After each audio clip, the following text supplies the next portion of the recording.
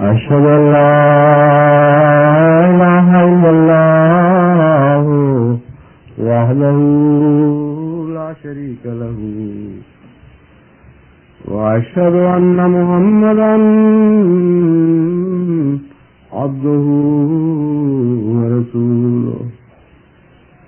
أما بعد فأعوذ بالله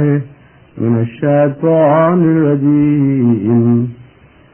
بسم الله الرحمن الرحيم الحمد لله رب العالمين الحمد لله رب العالمين الحمد لله رب العالمين الرحمن الرحيم مالك يوم الدين إياك نعبد وإياك نستعين اهدنا الصراط المستقيم صراط الذين أنعمت عليهم غير المغضوب عليهم ولا الضالين.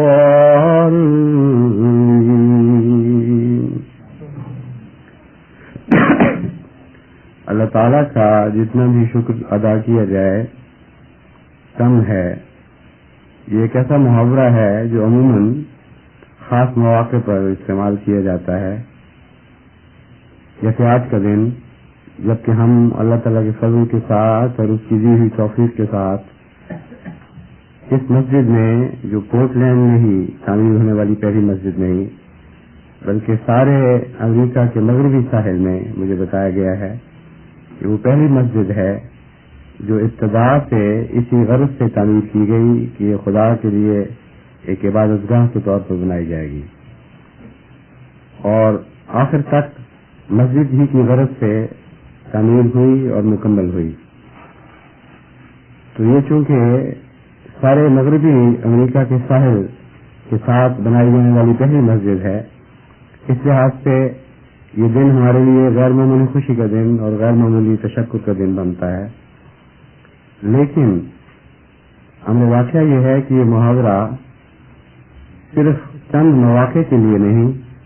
بلکہ زندگی کے ہر لمحے پر چسپاں ہونے والا محاورہ ہونا چاہیے، کیونکہ اگر آپ بنظر غائر دیکھیں، تدبر کریں اپنی زندگی کے حالات پر اور زندگی کا لمحہ لمحہ جو خدا تعالیٰ نے آپ کو عطا فرمایا ہے اس پر، اس کے پس منظر پر غور کریں تو خدا کا شکر کسی پہلو سے زندگی کے کسی لمحے میں بھی ادا ہو نہیں سکتا. صرف فرق یہ ہے کہ ہم میں سے اکثر ایک قسم کی غفلت کی نگاہ سے اپنے گرد و پیش کو دیکھتے ہوئے زندگی گزار دیتے ہیں، اور ہم میں سے اکثر خود اس بات سے بھی بے خبر رہتے ہیں کہ ان کی زندگی کی تعمیر میں قانون قدرت نے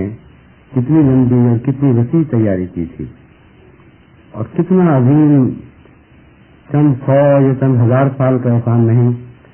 بلکہ لاکھوں کروڑوں اربوں سال کا احسان ہے کائنات کے بنانے والے کا، جو ہماری زندگی کے بعد لمحوں کی تعمیر پر کے لیے ایک منصوبے کی صورت میں ہم سے پہلے کھولا گیا تھا.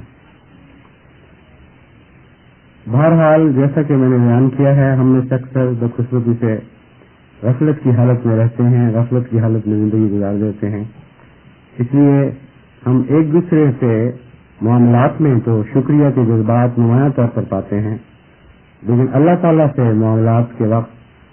غیر معمولی احسانات کو بھول جاتے ہیں. چند ایسے بزرگوں کے واقعات ہمیں ملتے ہیں جن کی عادت تھی کہ وہ ہر بات کی تہ میں ڈوب کر اللہ تعالیٰ کا شکر ادا کیا کرتے تھے. چند ایسے بزرگوں کے واقعات جب میں کہتا ہوں تو مراد یہ نہیں کہ اسلام میں صرف چند ایسے بزرگ پیدا ہوئے، بلکہ مراد یہ ہے کہ چند ایسے بزرگوں کے واقعات ہم تک پہنچے ہیں، ورنہ لاکھوں ایسے خدا کے بندے اسلام میں پیدا ہوئے ہوں گے جن کی زندگیاں تشکر کے لیے وقف تھیں، لیکن جن کے واقعات تاریخ میں ریکارڈ نہیں ہو سکے، اور جن کی عادت اپنے دلی جذبات کو اس حد تک چھپانے کی تھی کہ وہ واقعات ریکارڈ کرنے کے لیے کوئی تیار بھی ہوتا تو اسے مہیا نہ ہوتے۔ ایک واقعہ ان میں سے یہ ہے کہ ایک شخص ایک بزرگ کی خدمت میں کوئی مٹھائی کا ٹوکرا لے کر آیا جس میں بہت سے لڈو تھے، اور ان کے ساتھ بہت سے شاگرد بھی بیٹھے ہوئے تھے۔ انہوں نے وہ لڈو اپنے شاگردوں میں تقسیم کر دیے اور ایک لڈو خود اٹھا لیا، اور شاگرد تو ایک سے زیادہ لڈو کھا کر بہت دیر پہلے فارغ ہو گئے، لیکن وہ بزرگ اس میں سے ایک ایک دانہ منہ میں ڈالتے تھے اور کچھ سوچتے رہتے تھے اور اسے چباتے رہتے تھے، یہاں تک کہ جب انتظار میں دیر ہو گئی تو ایک شاگرد نے ادب سے پوچھا کہ آپ نے تو ایک معمولی حصہ بھی لڈو کا بھی نہیں کھایا جبکہ ہم مدت سے فارغ ہو چکے ہیں، کیا بات ہے؟ کوئی خاص پریشانی کی بات تو نہیں؟ اس کے جواب میں انہوں نے کہا کہ جب میں نے پہلا دانہ منہ میں ڈالا تو مجھے خیال آیا کہ بظاہر یہ صرف ایک حلوائی کی کوشش کا نتیجہ ہے، لیکن امر واقعہ یہ ہے کہ اللہ تعالیٰ کے بہت سے قوانین اور ان قوانین کے تابع بہت سے کام کرنے والے اس لڈو کی تعمیر میں اس سے بہت پہلے حصہ لے چکے ہیں، اور میں یہ سوچ رہا تھا کہ مجھ تک خدا تعالیٰ نے جو لڈو پہنچایا اس سے پہلے کتنے خدا تعالیٰ کے احسانات ہیں جنہوں نے مشتمل ہو کر اس لڈو کی شکل اختیار کی ہے۔ انہوں نے کہا میں نے سوچا کہ ایک وقت ایک زمیندار گنے کا بیج لے کر نکلا ہوگا، پتہ نہیں کس موسم میں کس تلخی کے ساتھ وہ کھیتوں تک پہنچا، اور اس سے پہلے پھر اس نے اس کھیت کی تیاری میں بھی بہت محنت صرف کی ہوگی کہ وہ اس نے گنے کی کلمیں اس کھیت میں کاشت کی، پھر سارا سال ان کی حفاظت کی، ان کو پانی دیا، ان کی کھاد کا خیال رکھا، چوروں و چکھوں سے ان کو بچایا، پھر وہ وقت آیا کہ اس کا کھیت ہرا بھرا ہو کر جوان ہوا اور اس قابل ہوا کہ اس کو شکر میں تبدیل کر لیا جائے۔ پھر اس نے وہ آلات خریدے جن کے ذریعے گنے کا رس نچوڑا جاتا ہے۔ انہوں نے کہا یہ یہاں تک پہنچتے ہی میرا ذہن اس طرح چلا گیا کہ جن سے وہ آلات خریدے ان آلات کی بھی تو ایک داستان ہے۔ وہ سونا، وہ لوہا کسی زمانے میں زمین میں دبا ہوا تھا جس میں اس آلے کا جز بننا تھا جس سے آخر گنے کا رس نچوڑا جانا تھا۔ وہ کس طرح خدا تعالیٰ نے انسان کو توفیق بخشی کہ وہ اس بات کو دریافت کرے کہ لوہا اس کے لیے مفید ہے، پھر اسے اس فن میں ترقی دی،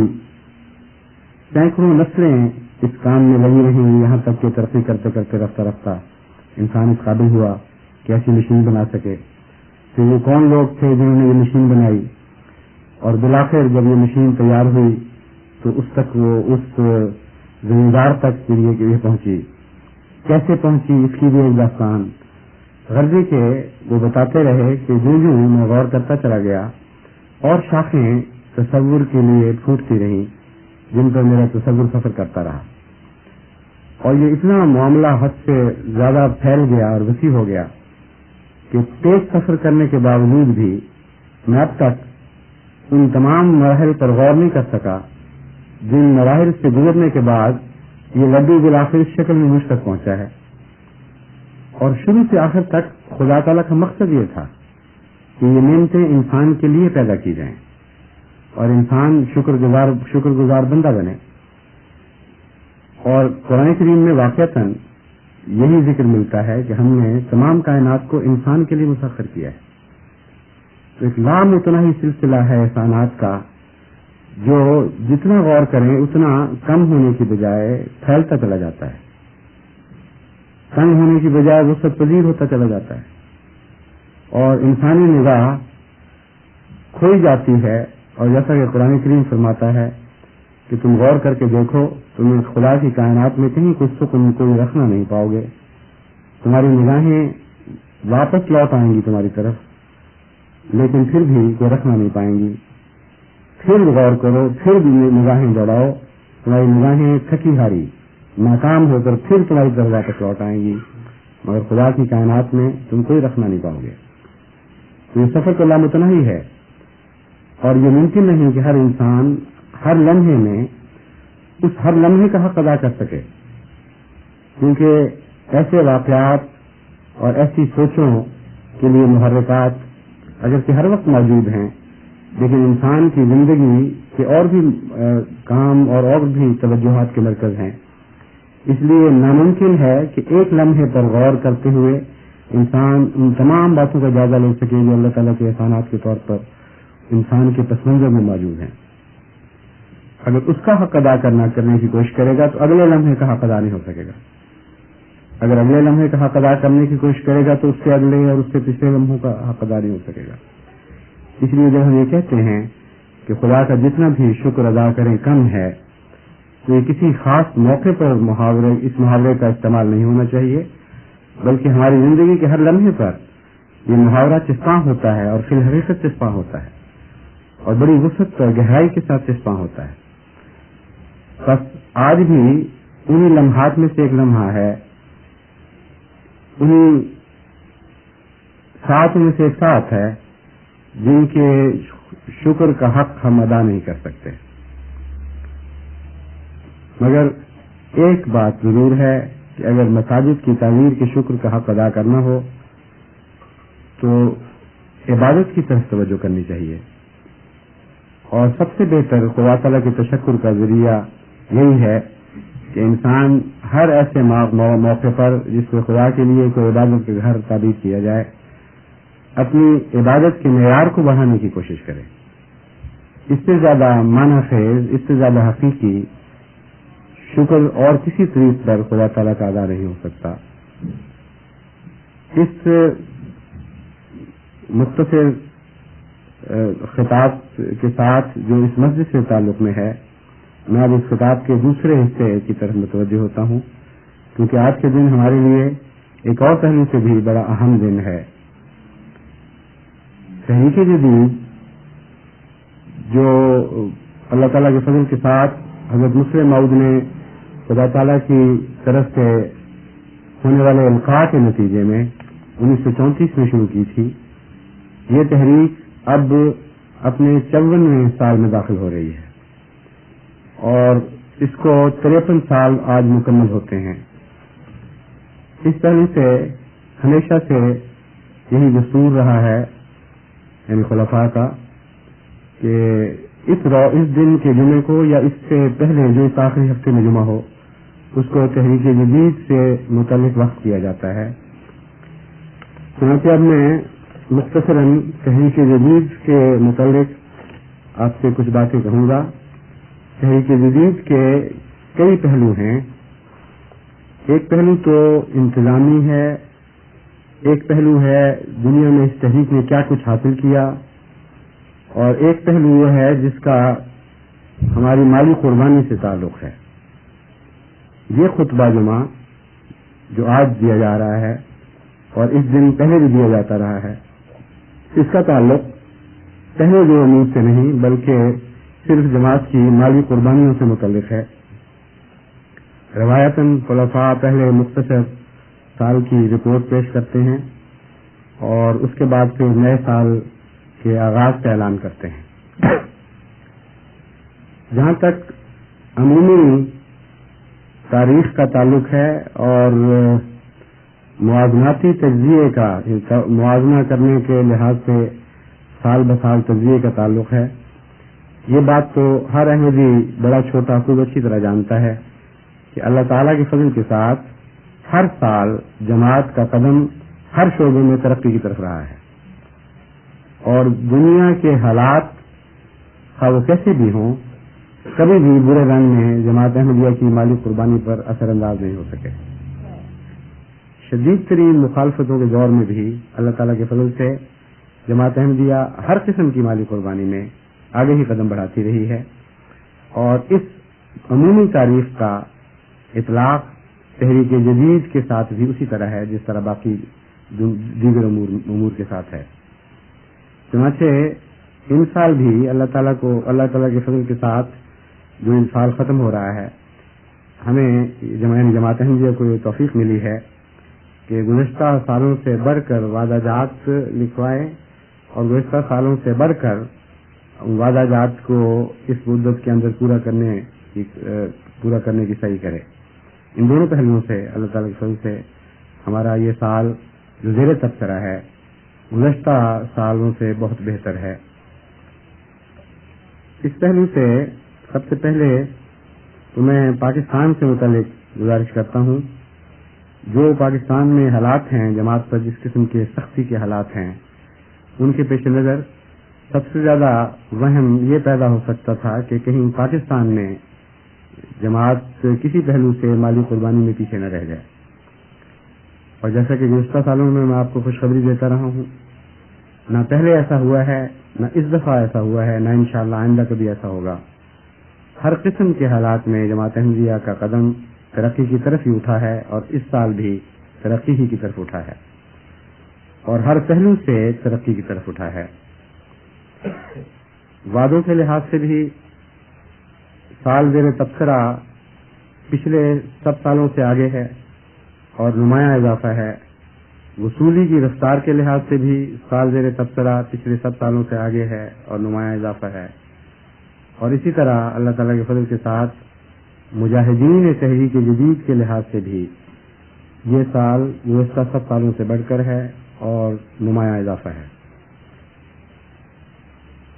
مجاہدین کی تعداد کا جہاں تک تعلق ہے، سابقہ تعداد 66,545 تھی،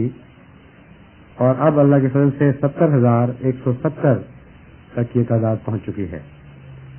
لیکن اس میں یہ صرف پاکستان کی تعداد ہے، بیرون پاکستان کی تعداد اس کے علاوہ ہے۔ تفصیلی طور پر جماعتوں کا ذکر کرنا یہاں مشکل ہوگا، کیونکہ بہت زیادہ تعداد ہے جماعتوں کی جن کا تفصیلی موازنے کا یہاں وقت نہیں ہے، اگرچہ تحریک جدید نے وہ رپورٹ مجھے بھجوا دی ہے، لیکن عمومی طور پر اگر دیکھا جائے تو اللہ تعالیٰ کے فضل کے ساتھ ہر دفتر میں وعدوں میں بھی اضافہ ہے اور وصولی میں بھی اضافہ ہے۔ جب میں دفتر کہتا ہوں تو شاید آپ میں سے بہت سے نوجوان جن کو پاکستان چھوڑے ہوئے مدت گزر گئی اور جن تک بعض وجوہات کی وجہ سے خطبات باقاعدہ نہیں پہنچتے، شاید وہ نہ سمجھ سکیں کہ دفتر سے کیا مراد ہے۔ اس لیے پہلے مختصراً میں دفتر کے لفظ کا، دفتر کی اصطلاح کا تعارف کرواتا ہوں۔ دفتر سے مراد ہے جب بھی تحریک جدید کا آغاز، جس وقت تحریک جدید کا آغاز ہوا تھا، اس سال جو لوگ وہ خوش نصیب جو اس تحریک میں شامل ہوئے تھے، ان کی جتنی تعداد تھی وہ ایک لمبے عرصے تک ایک دفتر کے سپرد رہے، یعنی تحریک جدید کا ایک دفتر ان کے اندراجات کا ذمہ دار تھا، ان کے ریکارڈ کا، ان کو یاد دہانیاں کروانے کا، اور ان کے کام کو آگے بڑھانے کے لیے ہر قسم کی کوششیں کرنے کا ذمہ دار تھا۔ اس زمانے میں حضرت مسلم موعود رضی اللہ تعالیٰ عنہ کی تحریک پر تقریباً 5,000 مجاہدین تحریک جدید تھے جنہوں نے اس میں حصہ لیا، اور تمام دنیا میں خدا تعالیٰ کے فضل کے ساتھ نئے مشن اور نئی مساجد بنانے کا کی تمام تر ذمہ داری ان 5,000 قربانی کرنے والوں پر تھی۔ اگرچہ وہ زمانہ جماعت پر بہت ہی غربت کا تھا، لیکن ان 5,000 نے اپنی آمد کی نسبت سے جو حیرت انگیز قربانی کی ہے وہ ایسی ہے کہ ہمیشہ تاریخ احمدیت میں سنہری حروف سے لکھی جائے گی۔ بہت ہی غریب لوگوں نے، جن کو 2 وقت کی روٹی بھی میسر نہیں آتی تھی، اپنے پیٹ کاٹ کر، اپنے بیوی بچوں کی قربانی دے کر ان تحریکات میں حصہ لیا، اور جب آپ دیکھیں کہ انہوں نے کیا دیا تو بظاہر وہ ایک بہت ہی معمولی رقم نظر آتی ہے، کیونکہ ایک غریب کی قربانی اس کی توفیق کی مناسبت سے ہوا کرتی ہے۔ عورتوں نے بھی حصہ لیا، بچوں نے بھی حصہ لیا۔ ایک بہت ہی لمبی داستان ہے جو دردناک بھی ہے اور قابل فخر بھی، کیونکہ قربانی کی تاریخ جتنی زیادہ دردناک ہو اتنی زیادہ قابل فخر ہوا کرتی ہے. اس لیے اللہ تعالیٰ کے فضل کے ساتھ وہ لوگ ایسے ہیں جن کو دفتر اول کے طور پر یاد کیا جاتا ہے، اور ہمیشہ تاریخ میں ہر دوسرے دفتر پر ان کو ایک فوقیت رہے گی اور ایک سبقت رہے گی. دوسرا دفتر 10 سال کے بعد قائم کیا گیا، اور حضرت مسلم معود نے اس غرض سے قائم کیا کہ پہلے لوگ اس عرصے میں ایک نئی نسل پیدا کر چکے ہیں، اور یہ نئی نسل اس نئی پہلی نسلوں میں سے بھی کچھ جوان ہو کر اس قابل نہیں ہیں کہ انہوں نے کمانا شروع کر دیا ہوگا. تو پہلوں کو الگ امتیاز دینے کی خاطر بھی اور نئے نوجوانوں کو دوبارہ موقع دینے کی خاطر ایک نئے دفتر کا آغاز کیا گیا، جس کو آج 43واں سال گزر رہا ہے. پھر آج سے 23 سال قبل حضرت خلیفۃ المسیح ثالث رحمہ اللہ تعالی نے تیسرے دفتر کا آغاز کیا، جس کو آج 23 سال گزر چکے ہیں. اور وہ نسلیں جو دوسرے دفتر سے تقریباً دوسرے دفتر سے لے کر تیسرے دفتر تک یعنی تقریباً 20 سال کے عرصے میں بڑی ہوئی تھیں، ان کو موقع ملا کہ وہ بھی جہاں تک ممکن ہو دین کی خاطر قربانی کے مظاہرے کریں. اور سب سے آخر پر 2 سال قبل اللہ تعالیٰ نے مجھے توفیق عطا فرمائی کہ دفتر چہارم کا آغاز کروں،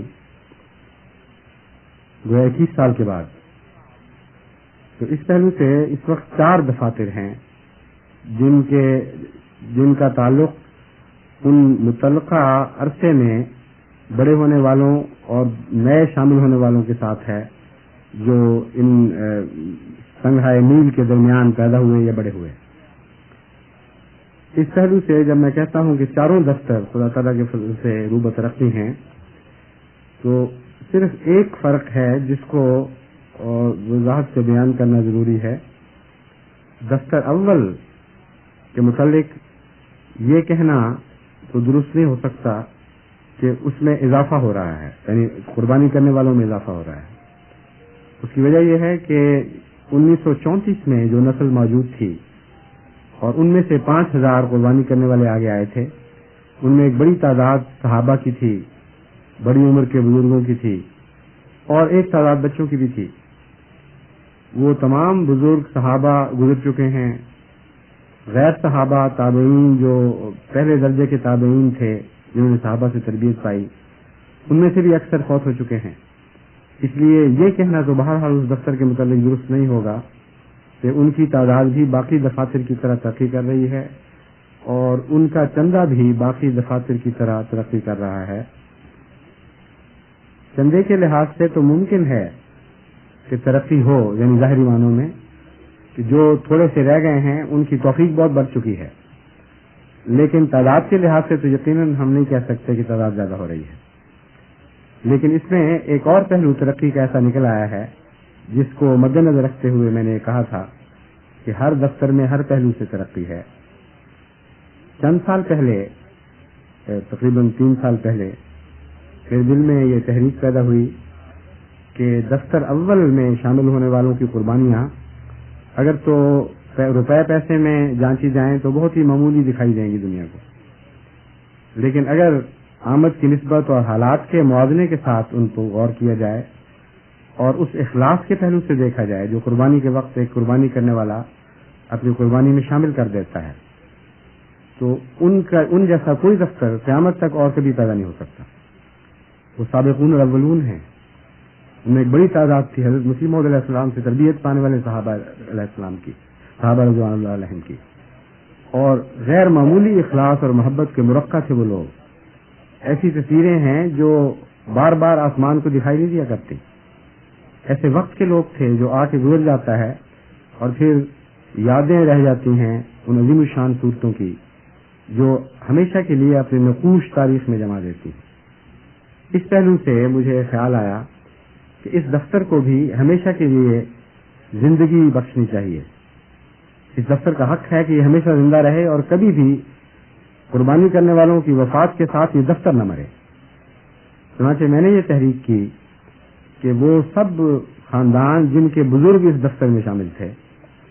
وہ اپنی طرف سے جو چندہ دیں وہ تو دیں گے ہی، وہ اپنے بزرگوں کی یادیں زندہ رکھنے کے لیے اور ان کی نیکیوں کو زندہ رکھنے کے لیے قیامت تک یہ عہد کریں کہ وہ اور پھر آئندہ ان کے آنے والی نسلیں ان کے نام پر وہ تحریک جدید کا چندہ ہمیشہ ادا کرتی رہیں گی۔ اس تحریک کے نتیجے میں خدا تعالیٰ کے فضل کے ساتھ ہر سال کھاتوں میں کچھ اور اضافہ ہو رہا ہے۔ اس پہلو سے میں سمجھتا ہوں کہ خدا کے فضل سے یہ دفتر بھی ترقی پذیر ہے، یعنی پہلے کم ہوتے ہوتے 2000 کے قریب تعداد رہ گئی تھی، اب پھر بڑھتے بڑھتے 3000 سے اوپر ہو رہی ہے، اور جو مشکل ہے وہ صرف لا علمی کی مشکل ہے، ورنہ جہاں تک جماعت کے اخلاق کا تعلق ہے، اگر ان کو پتہ چلے کہ کون سے ان کے بزرگ دفتر اول میں شامل تھے جن کی یاد کو زندہ رکھنا، جن کی نیکی کو زندہ رکھنا ان کی ذمہ داری ہے، تو میں ذہن بھی نہیں کر سکتا کہ وہ اس بارے میں کوئی بھی تردد کریں گے۔ لیکن علم کی مشکل یہ معلوماتی مشکل ہے۔ دفتر تحریک جدید بار بار مجھے یہی لکھتا ہے کہ ہمارے پاس وہ ذرائع نہیں ہیں جن سے ہم معلوم کر سکیں کہ ان بزرگوں کی اولادیں کہاں چلی گئیں، کون لوگ تھے، کہاں جا کے زندگی میں ان کو کہاں کہاں منتقل کیا اور آخر اس وقت وہ کہاں موجود ہیں۔ اس لیے ہم ان سے رابطہ نہیں کر سکتے۔ سارا سال کھوج لگاتے ہیں، جن کے متعلق پتہ چلتا ہے کہ یہ قربانی کرنے والوں کی اولاد میں سے ہیں، ان کو لکھتے ہیں، اور پھر اللہ تعالیٰ کے فضل سے فوری طور پر ان کا کھاتہ دوبارہ زندہ ہو جاتا ہے۔ اس سلسلے میں نے تحریک کو یہ نصیحت کی تھی کہ آپ ان کے نام پتے، ان خاندانوں کا ذکر جہاں تک آپ اکٹھا کر سکتے ہیں وہ شائع کر کے دنیا کی ساری جماعتوں میں بھجوائیں، تاکہ جماعتیں اعلان کریں کہ ہمارے پاس اولین قربانی کرنے والوں میں سے وہ لوگ جو وفات پا چکے ہیں، جن کے کھاتے بند ہیں، ان کی لسٹیں آ گئی ہیں، ان کے آباء، ان کا ذکر، کس گاؤں کے تھے، ان کا خاندان کون سا تھا، یہ ساری معلومات حاصل ہو چکی ہیں۔ اور اگر کسی احمدی دوست کو دلچسپی ہو معلوم کرنے کے لیے کہ کہیں ان کے آباء و اجداد تو اس قابل فخر کہیں تو نہیں کہنا چاہیے کہ اس یہ تمنا ہو کہ اپنے آباء و اجداد کا نام بھی اس قابل فخر فہرست میں دیکھیں تو وہ ہم سے معلوم کریں، اور علاوہ ازیں بھی جہاں تک ممکن ہے تھوڑا تھوڑا کر کے بار بار ہر خاندان تک وہ فہرست پہنچانی چاہیے، ہاں وہ کوئی دیکھنے کے لیے دیکھنے کے لیے توجہ کرے یا نہ کرے، وقت دے یا نہ دے، جماعت کو چاہیے کہ پھر وہ فہرستیں تمام احباب تک پہنچائیں اور ان کو بتائیں کہ کون کون لوگ تھے۔ اس طرح امید ہے کہ انشاءاللہ تعالی سارے کے سارا کھاتا یک دفعہ زندہ ہو جائے گا، لیکن میرے علم میں ابھی تک تحریک جدید کی طرف سے یہ رپورٹ نہیں آئی کہ انہوں نے یہ محنت کی ہو، اس لیے میں نہیں جانتا کہ وہ کس رنگ میں تلاش کر رہے ہیں، کس طرح تلاش کر رہے ہیں، لیکن کوئی ایسا مشکل کام نہیں ہے جو ہو نہ سکتا ہو۔ اس لیے میں یہ کام اب تحریک جدید انجمن کے سپرد کرتا ہوں، نہ کہ شعبہ مال کے، کہ وہ اپنے ایجنڈے پر اس بات کو رکھے اور ان فہرستوں کا موازنہ کر کے مطمع نظر یہ بنائے کہ ایک بھی مجاہد اول یعنی دفتر اول سے تعلق رکھنے والا مجاہد ایسا نہ ہو جس کا کھاتا مردہ رہے۔ اس سے پہلے میں نے یہ بھی تحریک کی تھی کہ اگر ایسے کھاتے رہ جائیں تو مجھے لکھیں، جو ہر کوشش کے باوجود پھر بھی کسی طرح بھی زندہ نہیں ہو سکے، تو اللہ تعالیٰ نے جتنی مجھے توفیق دی ہے میں اس میں حصہ لوں گا، اور جماعت کے دیگر مخلصین جو میری مدد کے لیے تیار ہوں گے وہ حصہ لیں گے، تو اس رنگ میں ہم بالآخر اس مقصد میں کامیاب ہو جائیں گے کہ سارے کا سارا دفتر اول کا کھاتا زندہ ہو جائے۔ اس بارے میں بھی تحریک جدید کی طرف سے اس سال جو رپورٹ آئی ہے اس میں کوئی ذکر نہیں ملتا، اس لیے تحریک جدید انجمن کو چاہیے کہ ان امور پر غور کر کے مجھے 2-3 مہینے کے اندر اندر اپنی کوششوں سے مطلع کرے۔ باقی جہاں تک ترقی کا تعلق ہے،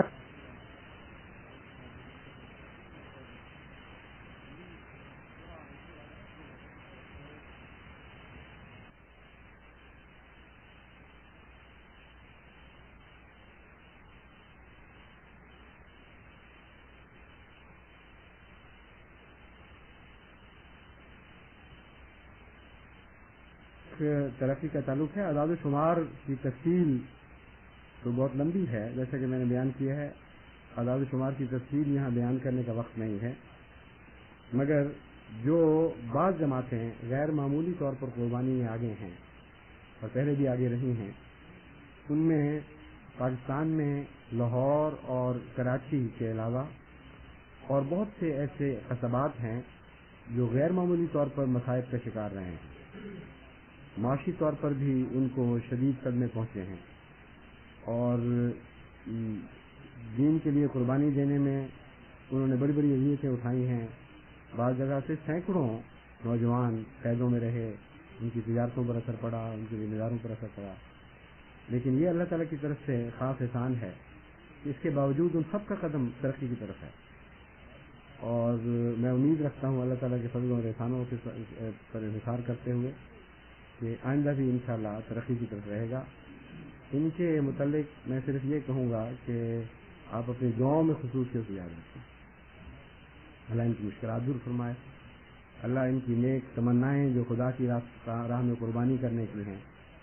انہیں بھی پورا فرمائے، اور دین و دنیا کی حسنات ان کو عطا فرماتا چلا جائے، ان کا سہارا بنے، اور یہ ہر لمحہ محسوس کریں کہ خدا کے نازل ہونے والے فضلوں کے مقابل پر ان کی قربانیاں کوئی بھی حیثیت نہیں رکھتی۔ اس کثرت سے اللہ کے فضلوں کی بارشیں ان پر نازل ہوں کہ اپنی قربانیوں کو ان کے مقابل پر حقیر اور بے معنی دیکھنے لگیں۔ جہاں تک بیرونی دنیا کا تعلق ہے، اللہ تعالیٰ کے فضل کے ساتھ یو کے کی جماعت کو نمایاں خدمت کی توفیق ملی ہے، اور ان کا گزشتہ سال کا جو وعدہ تھا 60,000 پاؤنڈ کا، وہ آج کی تاریخ تک مکمل پورا ہو چکا ہے، اور آئندہ کے لیے ان کے فون پر ان کے امیر صاحب افطار خان صاحب کی طرف سے اطلاع ملی ہے کہ وہ آئندہ سال کا 75,000 پاؤنڈ کا وعدہ جماعت کی طرف سے پیش کرتے ہیں۔ امیر صاحب کینیڈا کی طرف سے اطلاع ملی ہے کہ گزشتہ سال ان کا وعدہ $60,000 کا تھا، نئے سال کے لیے وہ $75,000 کا وعدہ پیش کرتے ہیں، لیکن یہاں انہوں نے یہ نہیں بتایا کہ گزشتہ $7,000 کا وعدہ پورا ہو چکا ہے کہ نہیں، اس لیے میں امید رکھتا ہوں کہ ہو گیا ہوگا، ورنہ ہو جائے گا، مگر اس فکرے کا فقدان بتا رہا ہے کہ شاید ایسا نہ ہو سکا ہو، لیکن ابھی تحریک کے وصولی کے کچھ مہینے باقی ہیں، اس لیے ایسی فکر کی بات نہیں ہے، اگر کچھ حصہ رہ بھی گیا ہو تو انشاءاللہ وصول ہو جائے گا۔ امریکہ کی طرف سے مکرم شیخ مبارک صاحب نے مجھے اطلاع دی ہے ابھی چلنے سے چند منٹ پہلے کہ ان کا وعدہ 1,00,000 کا تھا، یعنی امریکہ کی جماعتوں کا، جس میں سے غالباً 90,000 وصول ہوا ہے۔ غالباً میں اس لیے کہتا ہوں کہ انہوں نے پہلے کوئی اور فگر لکھی تھی، پھر اسے مٹا کر ایک اور فگر بنایا ہے۔ اگر یقینی طور پر ان کو علم ہوتا تو وہ کبھی ایسا نہ کرتے، اس لیے ان کو امید ہے کہ اتنا ادا ہو چکا ہوگا۔ خدا کرے کہ ان کی امید صحیح ہو، اور لیکن بہرحال جتنا ادائیگی کا ان کا اندازہ ہے وہ بھی اتنی بھاری ادائیگی ہے خدا تعالیٰ کے فضل کے ساتھ کہ میں امید رکھتا ہوں کہ بقیہ ادائیگی تو 1-2 مہینے کے اندر ہی انشاءاللہ ہو جائے گی۔ وہ امریکہ کی جماعت کی طرف سے اس وعدے کو بڑھا کر $1,10,000 کا وعدہ پیش کرتے ہیں۔ جہاں تک عمومی طور پر ساری دنیا کے بجٹ کا تعلق ہے، سال 1986 میں کل دنیا کا تحریک جدید کا صرف بجٹ 1,56,17,400 روپے تھا۔ کیونکہ کرنسیز مختلف ہیں دنیا میں، اور ہمارا اصل دفتر بڑا دفتر پاکستان میں واقع ہے، اس لیے روایات کے مطابق یہی دستور رہا ہے کہ ہر کرنسی کو پاکستانی روپے میں تبدیل کر کے تو پھر عمومی بجٹ اسی پاکستانی کرنسی کی شکل میں پیش کیا جاتا ہے۔ اس طرح سے جب میں کہتا ہوں روپے تو مراد یہ ہے کہ ہر ملک نے اپنے اپنے رنگ میں اس میں حصہ لیا ہے، لیکن اس کا اگر پاکستانی روپے میں کنورٹ کریں، تبدیل کریں تو یہ رقم بنے گی۔ اور جہاں تک وصولی کا تعلق ہے، ان سال یہ وصولی اس سال کا تعلق ہے، یہ وعدہ بڑھ کر اس سال سے مراد ہے جو سال اب گزر چکا، یعنی آج ختم ہوا، سال کے اختتام تک یہ وعدہ بڑھ کر 94,39,39,000 रुपए हो चुका था। अमूमी वसूली का जहाँ तक ताल्लुक है, गुज़श्ता साल अगरचे साल के आखिर तक खुदा ताला के फजल से तमाम वादा पूरा हो चुका था, लेकिन इस वक्त तक 72,24,000 रुपए 380 वसूली थी, 24,380 रुपए वसूली थी। यानी कुल वादा 1,56,00,000 के मुकाबले पर आज की तारीख तक गुज़श्ता साल 72 लाख वसूली थी, गोया कि निस्फ से कम थी। लेकिन बकिया महीनों में खुदा के फजल से वो वसूली पूरी हो गई और कोई बकाया नहीं रहा। इन साल 1,94,00,000 रुपए के वादों के मुकाबले पर वसूली 94,61,000 है, यानी तकरीबन निस्फ। और जैसा कि मैंने बयान किया है, अभी साल के कुछ महीने बाकी हैं और अमूमन ये रुझान पाया जाता है कि आखिरी महीनों में तेजी के साथ अदायगी की जाती है। दूसरे, ये जो रिपोर्ट चली थी पाकिस्तान से, इसको चले हुए काफी वक्त गुजर चुका है। इस अरसे में इंग्लिस्तान ने अपनी वसूली की मुकम्मल इतला दी है और बाकी मुल्कों में भी काफी मेहनत हुई है गुज़श्ता के अरसे में। तो मैं उम्मीद करता हूं कि अभी भी वसूली काफी बढ़ चुकी होगी। जहां तक कुल तादाद चंदा देने वालों की है, उस लिहाज से अभी बहुत काम की गुंजाइश है, खुसूसन पाकिस्तान से बाहर, क्योंकि अगरचे पाकिस्तान के बाहर का चंदा अल्लाह ताला के फजल से बहुत अच्छा और खुशगुन है, लेकिन वो मुजाहिदीन जो चंदों में हिस्सा ले रहे हैं, तहरीक के चंदों में मेरी मुराद है, उनकी तादाद अभी पाकिस्तान की तादाद से बहुत ही पीछे है।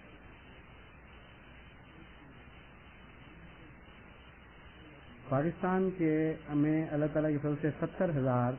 से जायद मुजाहिदीन हैं जो तहरीक जदीद में शामिल हो गए हैं, और बैरून पाकिस्तान सिर्फ 18,150। तो ये तादाद बहुत ही काबिल फिक्र है। मैंने गुज़श्ता साल भी ये बात कही थी और अब फिर इसकी याद दहानी करवाना चाहता हूँ कि अमवाल तो खुदा ताला मुहैया जरूर करता है। हमारा तजुर्बा है, कोई जमात के काम पैसे की कमी की वजह से पीछे नहीं रहे, लेकिन चंदा देने वाला बहुत ही ज्यादा अहमियत रखता है, हमें उसकी तरफ तवज्जो करनी चाहिए। जो शख्स चंदा देना शुरू कर दे, उसके अंदर अल्लाह ताला बहुत सी पाक तब्दीलियां पैदा करता है और उसे एक नई जिंदगी वदियत होती है, नई जिंदगी अल्लाह ताला की तरफ से अता होती है। तो हमें ऐसे लोगों की तादाद में इजाफा करना चाहिए जिनको चंदा देने का मजा आना शुरू हो जाए, जिनको मालूम हो कि अल्लाह की राह में खर्च करना कितना अजीम काम है, कितनी अजीम सादत है। इस पहलू से मैंने गुज़श्ता साल भी बहुत जोर दिया था कि महज वादों को बढ़ाकर पेश करने से तसल्ली न पाया करें।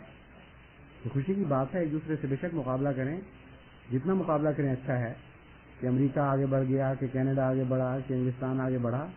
ये मुकाबला बुरा नहीं, क्योंकि हम इस्लाम मुसलमानों के तामीर का मकसद ये है, मुसलमानों के बनाए जाने का मकसद ये है, फस्तबिकुल खैरात,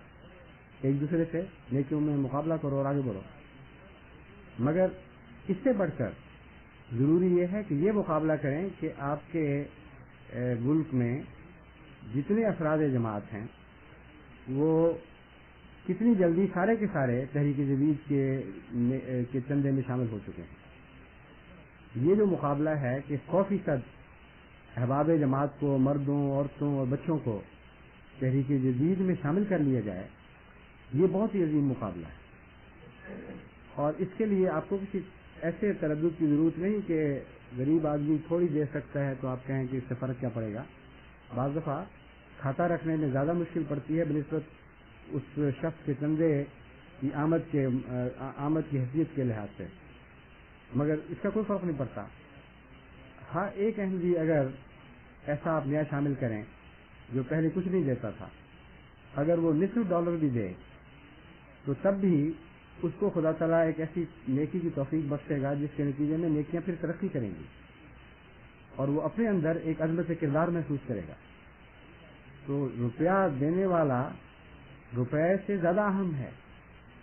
और उसकी तरबियत बहुत ज्यादा अहम है, क्योंकि रुपए देने के मकासद में इंसानी तरबियत शामिल है। اس لیے محض اس بات پر تسلی نہ پایا کریں کہ آپ میں سے امیر بڑے بڑے چندے دے کر ملک کے عمومی بجٹ کو بڑھا رہے ہیں،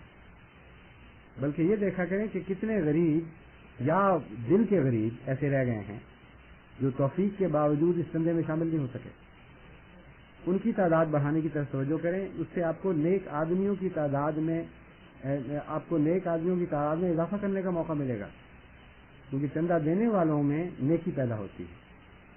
اور جماعت کا انحصار نیکی پر ہے. اگر ہم زیادہ نیک آدمی بنا سکتے ہیں تو اتنی زیادہ جماعت ترقی کرے گی. اس پہلو سے اپنے کمزوروں پر رحم کریں اور ان کے لیے باقاعدہ سارا سال کوشش کرتے رہا کریں کہ ان کی تعداد میں اضافہ ہو. یہ رپورٹ مجھے نہیں ملتی اور اس سے مجھے اندازہ ہو جاتا ہے کہ اس پہلو سے سکم ہے، کیونکہ جماعتوں میں رپورٹ بھیجنے کا رجحان یہ ہوتا ہے کہ جس چیز میں وہ کوئی قابل فخر کام کریں اس کو اوور ایمفیسائز کر دیتے ہیں، یعنی زیادہ بڑھا کے بیان کرتے ہیں، بڑھا کے واقعات سے نہیں بلکہ نمایاں رنگ میں میں کہنا چاہتا ہوں، تاکہ میری نظر اس پر پڑے اور میرا دل خوش ہو اور ان کی نیت بھی نیک ہوتی ہے تاکہ ان کے لیے دعا دل سے نکلے کہ بہت اچھا کام کر رہے ہیں. جو پہلو تشنا رہ گئے ہوں ان کا ذکر ہی نہیں کرتے تاکہ دماغ میں یہ خیال ہی نہ جائے کہ کوئی خلا ہے، اور وہ یہ بھول جاتے ہیں کہ اس طرح میری نظر سے ان کی کوئی بات بھی اوجل نہیں ہو سکتی، کیونکہ اللہ تعالیٰ نے مجھے مزاج ہی یہ عطا فرمایا ہوا ہے کہ میں سارے پہلوؤں کو نظر ڈال کے رپورٹ دیکھتا ہوں. اگر بعض پہلوؤں کا ذکر نہ ہو تو مجھے یقین ہو جاتا ہے کہ اس پہلو میں کام ہی نہیں ہوا، ورنہ وہ ذکر کرتے. اور میں نے نصیحت کی تھی گزشتہ سال بھی کہ آپ اپنے ہاتھ سے یہ لکھ دیا کریں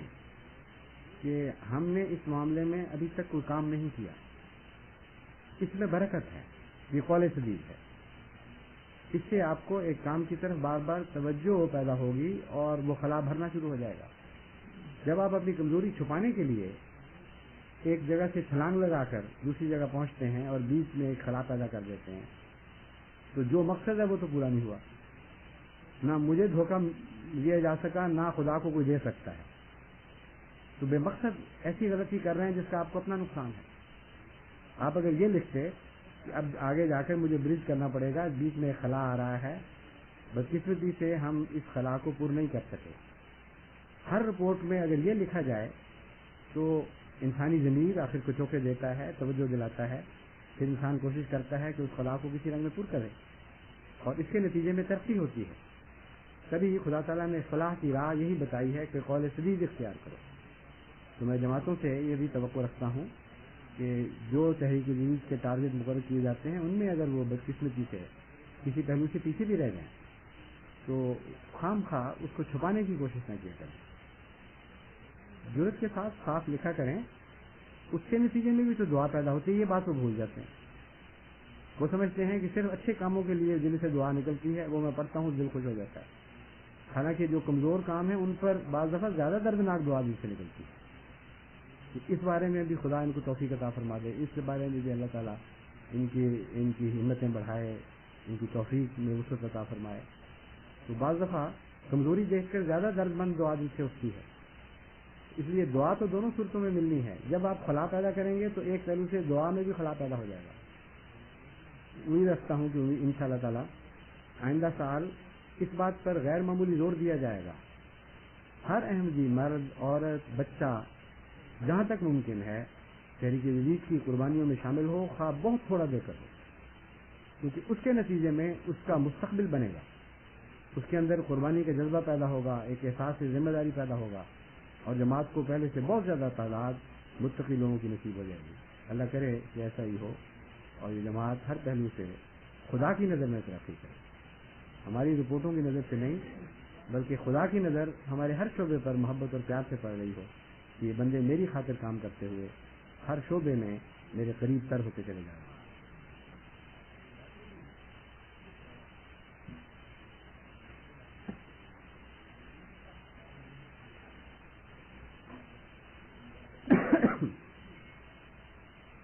الحمد لله نحمده ونستعينه ونستغفره ونؤمن به ونتوكل عليه لا شريك له ونشهد أن محمدا عبده ورسوله. خطبہ ثانیہ سے پہلے میں یہ نماز جنازہ غائب کا اعلان کرنا چاہتا ہوں. ہمارے سلسلے کے مخلص کارکن مکرم قوی محمد شریف اشرف جو آج کل ایڈیشنل وکیل المال ثانی کے طور پر غذائی طور پر خدمات سلسلہ انجام دے رہے ہیں اور میرے ساتھ کافی ہاتھ بٹا رہے ہیں ہندوستان میں. ان کے والد میاں فتح محمد صاحب جو مکرم غلام محمد صاحب اختر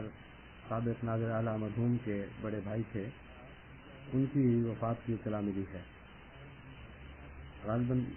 مجھے تو بڑے بھائی یاد ہے، ممکن ہے چھوٹے ہوں بعض، یہ ایک ثانی بات ہے. ان کے بھائی تھے بہرحال. تو ان کے بیٹے مکرم اشرف صاحب ان کے جنازے کی شمولیت کے لیے پاکستان چلے گئے ہیں. جانے سے پہلے یہ پیغام دے گئے تھے کہ ان کی نماز جنازہ غائب پڑھائی جائے. اسی طرح ایک بزرگ احمدی خاتون شہزادی حلیمہ اعظم صاحبہ جو موسیہ تھیں اور ڈاکٹر رشید اعظم صاحب پہلے کی اہلیہ تھیں، وہ وفات پا گئی ہیں. یہ ڈاکٹر ماسٹر نذیر حسین صاحب چوکائی مرحم عیسیٰ والے کی چھوٹی بیٹی تھیں. ان کی بھی نماز جنازہ غائب ہوگی. ایک ہمارے سلسلے کے پرانے خادم دین مکرم راجہ محمد نواز صاحب، جن کے ایک بیٹے آج کل ناروے میں ہیں اور ایک جیلم میں ہی بڑے اچھے مخلص کارکن ہیں.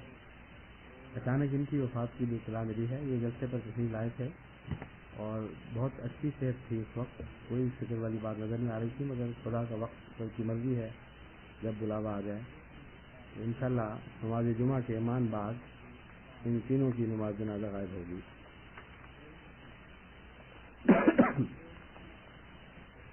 عباد اللہ رحمکم اللہ، ان اللہ یامر بالعدل والاحسان وایتاء ذی القربى وینہی عن الفحشاء والمنکر والبغی یعظکم لعلکم تذکرون. اذکروا اللہ یذکرکم وادعوہ یستجب لکم ولذکر اللہ اکبر.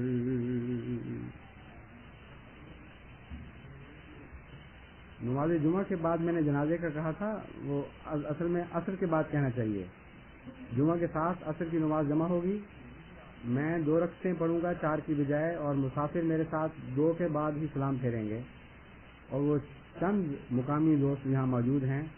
وہ کھڑے ہو کر اپنی بقیہ رکعتیں پوری کریں گے.